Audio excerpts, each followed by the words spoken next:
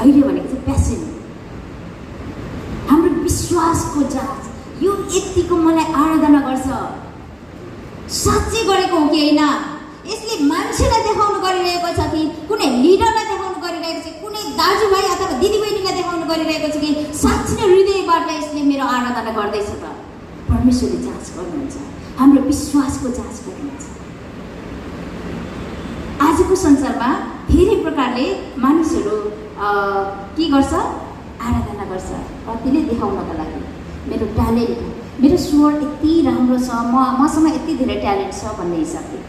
तर परमेश्वरले ट्यालेन्ट हेर्नु हुँदैन, तपाईँको हृदय हेर्नुहुन्छ। परमेश्वरले रूप हेर्नुहुन्न, सुन्दरता परमेश्वरको अगाडि केही छैन प्रिय मित्रहरू। परमेश्वरले चाहिँ हृदय कति सुन्दर छ भन्ने कुरालाई हेर्नुहुन्छ। आमेन। संसारको हेराइ अनि परमेश्वरको हेराइमा कति भास्ट डिफ्रेन्स छ, आकाश र पाताल जस्तै।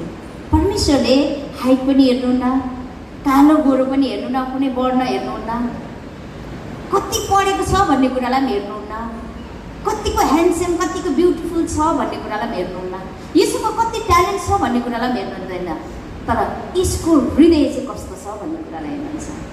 अन्त त्यो हृदय चाहिँ परमेश्वरले तपाईँ र मलाई दिनुभएको छ। हामी कति सुन्दर